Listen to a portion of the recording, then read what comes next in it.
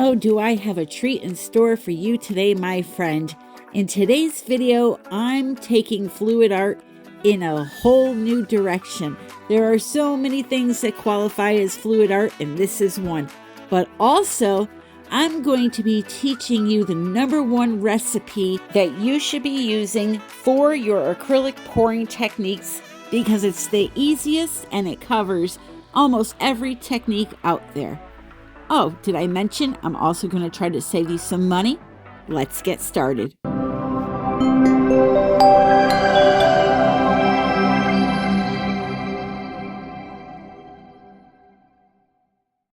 Want to learn acrylic pouring? Come take a class with me.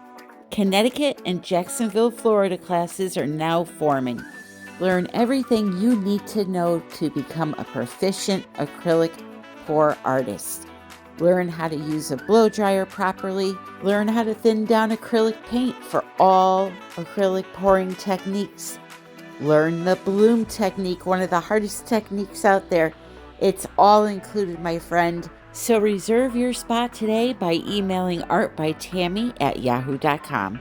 I hope to see you there. Hello, my friends. Welcome back to Tammy Anderson Art. Today, I am so excited to do this video. You know, I got a few beautiful letters over the weekend telling me just how much my channel helps people, you know, it helps them through their depression, helps them learn, keeps them company when they're lonely. And I'm telling you, I could not be more grateful, more blessed than to have all of you watching me. So I hope that you enjoyed today's video. I'm going to let you know that I'm going to be doing some teaching, some acrylic pouring, but I'm also going to be letting you in on a little part of my life that I don't share often enough.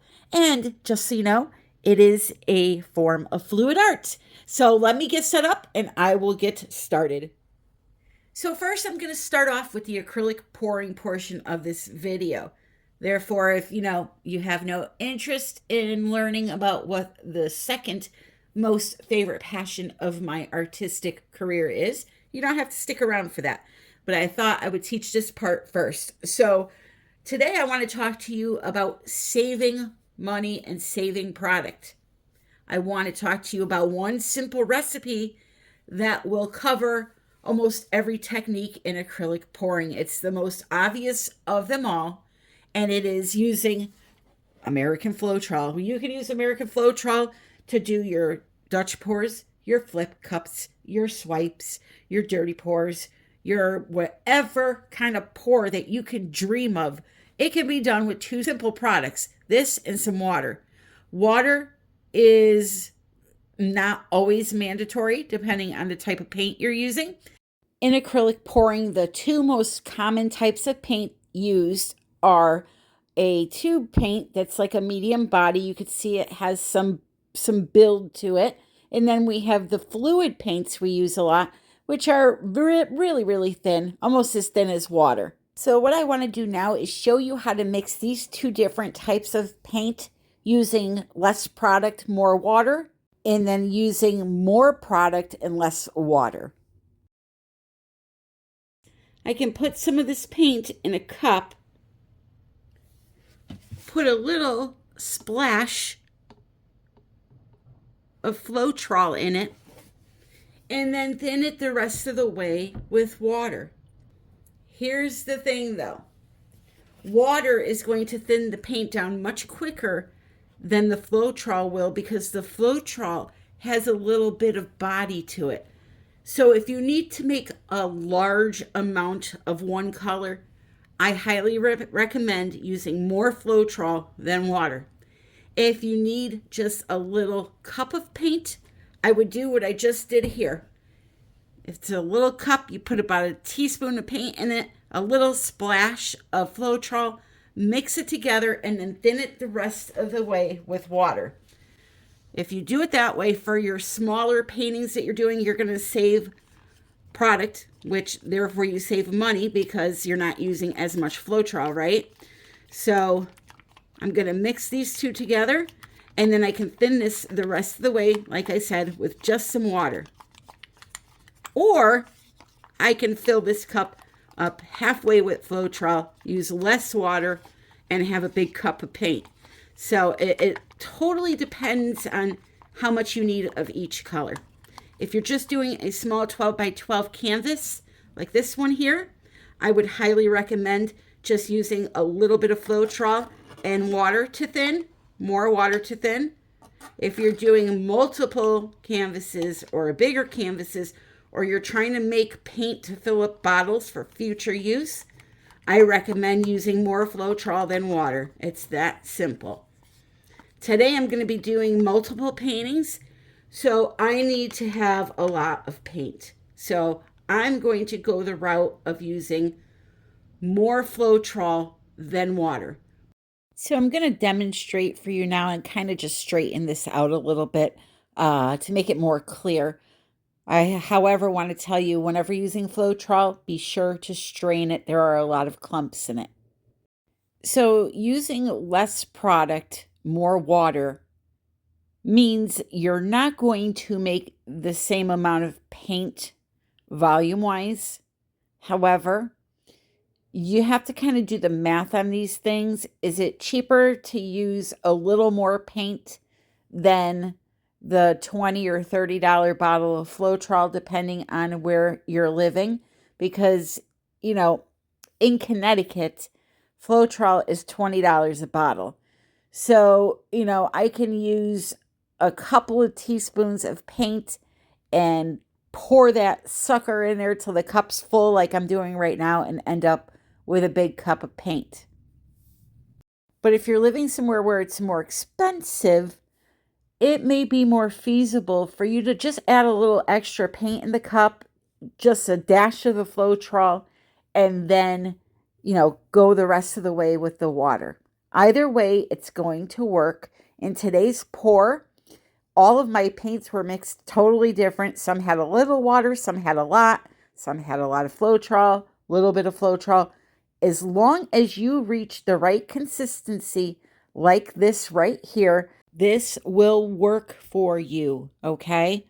You do not have to have exact measurements. You just want to be really close with the consistencies. And by the way, the consistency I'm using for today will most definitely cover all acrylic pouring techniques except for the bloom technique and the pearl cell technique. And I'll explain why later for that. But here now, I'm going to mix up a tablespoon of paint, a tablespoon of Flowtrol, and then use the water for the rest of it to thin it down. And you're going to see that it makes, you know, almost a full cup of paint for me. It has more water in it technically than the other one did, that big cup, and it will work just fine. So I'm saving some money because I'm not filling that cup up halfway with Flowtrol and then thinning it down with a little tiny bit of water. You don't need to do that. You could just put a little tiny splash in there. So this big cup of green paint, I made exactly how you're going to see me make this blue paint. I just put a little dash of Flowtrol in there, just like covered the surface with it, and then thinned it the rest of the way with water.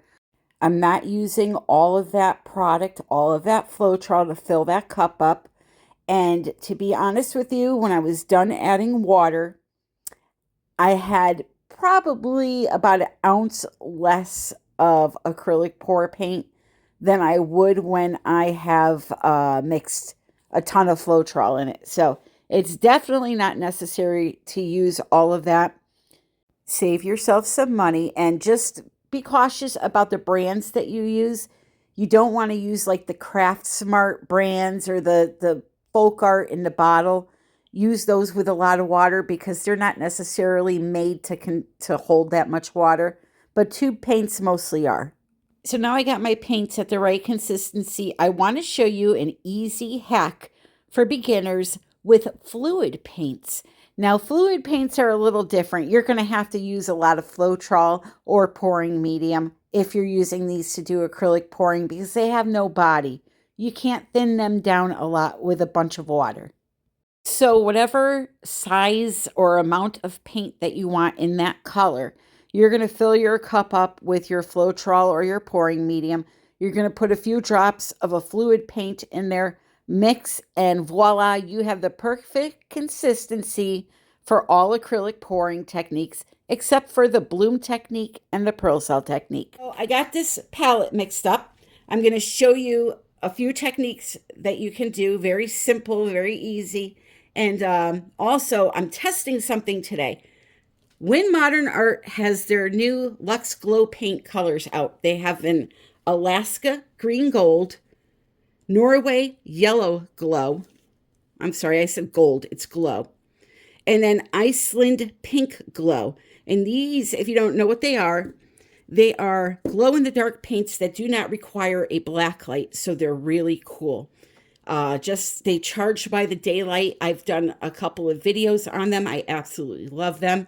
Now, I do have a discount code for this company, but because these are on sale, it won't work. I know I got a lot of angry emails last time, but anything that's on sale on the website, the code doesn't work for. It works for other things that aren't on sale. And by other things, I mean all of her beautiful glitters. So make sure you check out WYNN Modern Art. And what I'm testing with this today is I got it mixed with a bunch of Flowtrol. I'm going to add it into my cup that I'm going to pour, and I want to see how well it holds up. Does it glow? Yada, yada, yada. My white for today, I am using the Artist Loft Level 1. I guess this is like their medium body. I used to call it their soft body. But then what they did was they took these here, the ones that are in the bottle, and they changed these from their fluid acrylic to soft body. This is the one that eats up the paint and creates a whole bunch of, they look like pearl cells. I don't use that one really anymore. I use this one here. This one behaves just like Amsterdam's white titanium. It does not eat up your color. It's a beautiful working white titanium white paint. So I'm using this, and again, you saw me mix up one of my colors, or a few of my colors here. They're all mixed with Flowtrol. Some of them have a little bit of Flowtrol and a lot of water, and then some have a lot of Flowtrol and a little water, okay? They'll all work the same, though. The most important thing is that they are all the same consistency, and I'll just show you on this green one, because it'll be easier to see. They're all the same consistency. That's what's important, not how much product is mixed into each. If you want to come take a class with me, I teach you how to mix paints for every single technique. You do the mixing, not me. I have so much going on in that class. You learn so much. It's a 6-hour class, not a 2 or 3 hour class like the others. And it's just a day of painting, a day of learning, and a day of laughing. So if you're interested and you are in the Connecticut area or Jacksonville, Florida area, northern Florida area there, I will be teaching both of those locations, and that information is in the description of this video, or you can send me an email, artbytammy@yahoo.com, and I will send you out the registration information.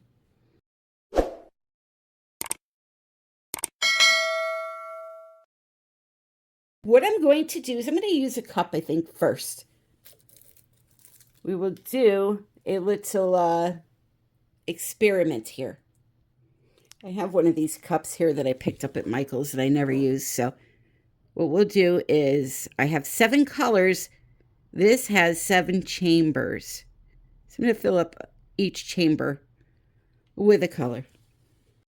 I have to be totally honest with you guys. I really hate these cups. I'm sorry. I just cannot stand using them. But I bought it and said, let me finally use it.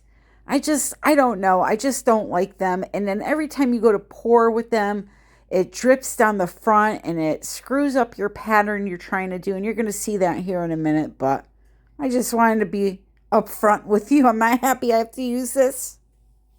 So you have a pretty cup there, right? Yes, we do. Very pretty cup. I don't know if you guys can sense I'm a little off my rocker today. But I'm just so excited to show you something at the end of this video. It's something I have done for 15 years now that hardly nobody knows about. So I'll be showing you that really, really soon. But first, back to this painting. This cup was driving me nuts. I edited out the parts where it's pouring down the front of it. I had to wipe it off. It was just a total hot mess for me, and this is why I don't like using them. It's so hard to get it to stop pouring out when you want to stop your ring pour, but the whole reason why I wanted to show you this was because I had to do a ring pour without any white or any silver/gold in my colors. I wanted to show you how when you just kind of pour paint with colors that don't promote cells, how you're just going to get some strong rings and some vivid color. So I sped this up in some parts just because I have a lot of tests I want to show you. And yeah, so I just did some normal ring pouring, and you can see 0 cells, 0 lacing. That's what's going to happen when you don't add white in with your colors before you ring pour them, or something like a gold or a silver, some type of a metallic base that, you know, has some kind of a gloss in it. That promotes cells and lacing. Now watch what happens here when I add just some white in with the colors. You're going to see that I will get a little more reaction as far as lacing and cells. So I took whatever paint was left in that god-awful cup, poured it on top of my white paint, and then just poured a little more white paint into the center of that. And then I did a proper ring pour with a proper cup. And you'll be able to tell automatically just how much easier it goes when you use something just like a normal cup. We like to buy all these gimmicks, you know, all these toys to do this with, and it's really not necessary. But hey, who doesn't want to have 10 Tupperwares full of useless pouring tools? Anyway, now I have the paint spun out, and you can see in the center there, hopefully, you can see a little bit. I'll show you a close-up in a minute, I think. That I got some nice cells and lacing because I added the white in. So yeah, you know, you need to use certain products to create certain effects. And for this pour, it was the white paint that created those cells and the lacing. So now another technique that you could do with this recipe and this thickness of paint is you can swipe. Now, I'm not necessarily going to get a ton of lacing and cells just swiping with a little bit of white over the top like this with no gold or silver in there, but you will get some, you know, very small areas of lacing and cells that will pop up. Of course, if you add silicone in, you'll get a ton of them.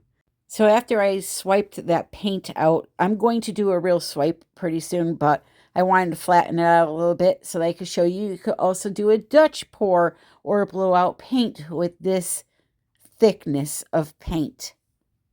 This recipe literally covers like almost every technique there is out there, you know, except for the 2 special ones, which are the pearl cell technique and the bloom technique. And that is because those recipes, those paints need to have certain products in them to create the look that you're going for. For example, the pearl cell technique, you need a combination of Flowtrol, pouring medium, and satin enamels. In the bloom technique, you need house paints and the Australian Flowtrol. So here we go, beautiful lacing and cells because I used gold and silver in this blowout.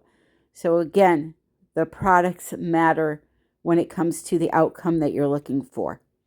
So now what I'm going to do is I'm going to blow this all out and straighten out my canvas and do a few flip cups with you. Or should I say flop cups? Here we go. Wow, that was a horrible flip cup. Absolutely horrible. Let's watch that again. This is what happens when you have too much paint in the cup. Total chaos.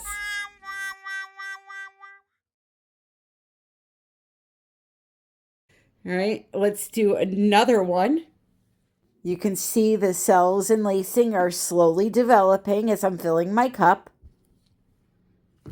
Another horrible flip cup. Sweet baby Jesus, what am I doing?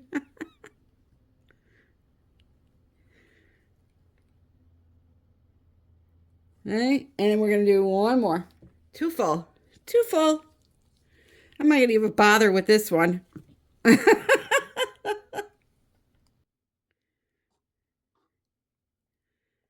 So with the flip cups, you're getting the cells and lacing because not only do I have white, gold, and silver in the cup, but also the motion of sliding the cup through the paints. It helps develop cells. So I'm going to do one more tiny one here and then just kind of spin my canvas around and try to form it into something. So just to summarize this video up, you can mix your paints with less products and more water. Depending on how much paint you want to make, it may be more feasible to just add double the amount of paint to create the volume that you need using just water and a little bit of Flowtrol to thin them down. But if you're using more expensive paints, you may want to create your volume using more Flowtrol. I really think that the less Flowtrol, more water way is the more feasible way.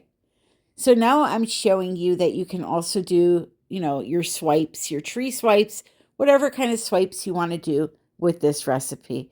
So again, mixing your paints like I did in this video today, which by the way are a number 2 on the consistency chart, will work for all acrylic pouring techniques other than the bloom and the pearl cell technique.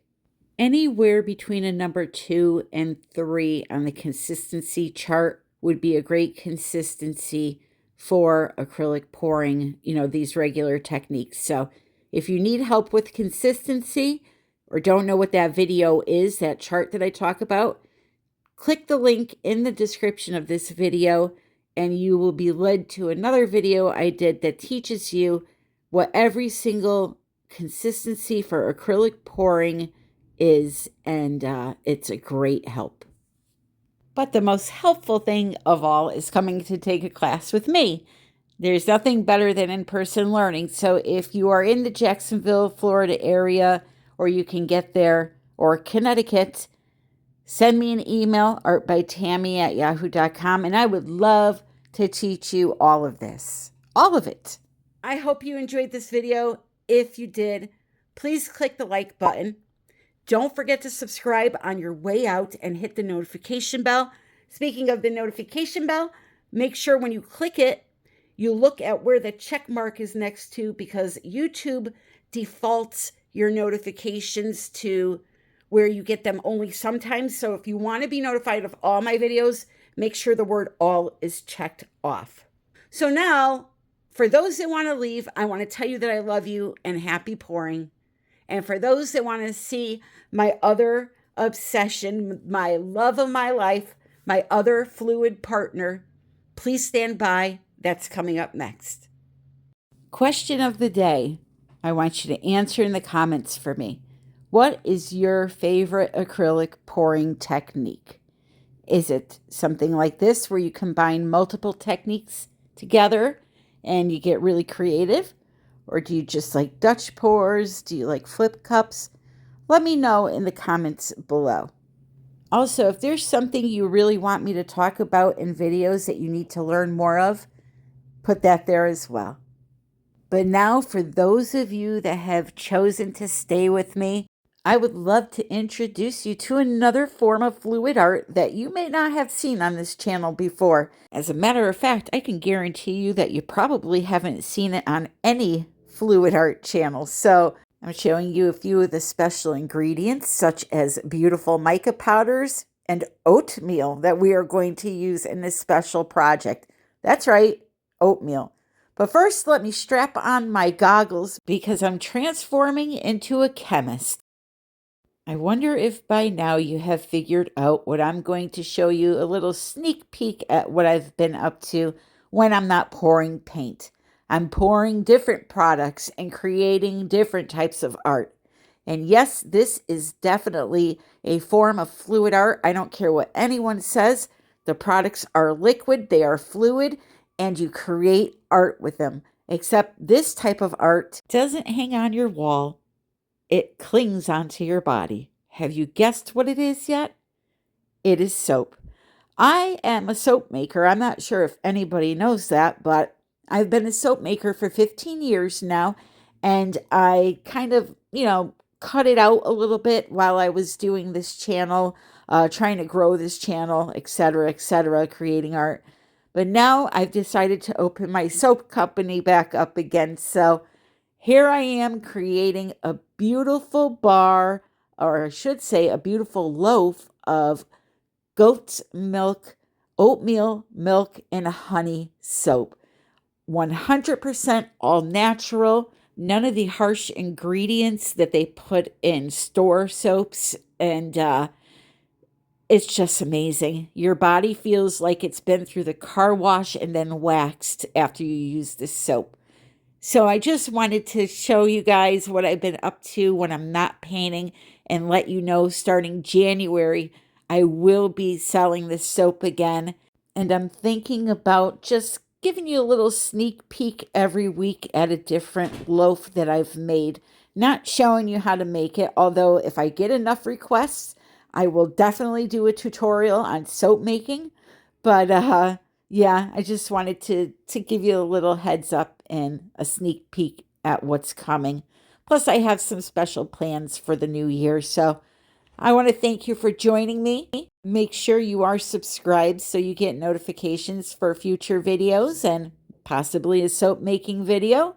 Here we go, finishing off this beautiful loaf with some biodegradable, skin-safe glitter, just a light little misting, and there you have it. This happens to be my #1 selling soap called Honey Bunches of Goats. Goat's milk base, oatmeal milk and honey fragrance, you can't beat it.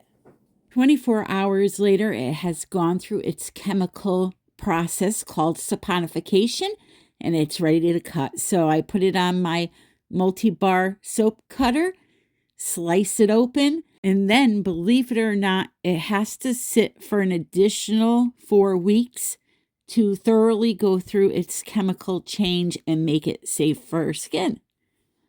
Now, I mentioned maybe showing you a new batch every week just at the end of my acrylic pour videos. I'm going to let you know right now, this is the tamest looking bar you're going to see, the most natural looking bar you're going to see. Next week's video, I will feature my black cherry lemonade soap, and you will not even believe it's soap when you see what it looks like. I create soaps that look like desserts, let's just put it that way, and they smell even better. So here's what they look like inside, just a simple little swirl design, nothing fancy. I wanted to keep this one El Natural, because when you see the other ones, they're just quite a shock how beautiful they are. I didn't want to have you clutching your pearls already. I'm going to tease you a bit. So thank you for joining me, you guys. I love you all, and happy pouring. See you next Sunday.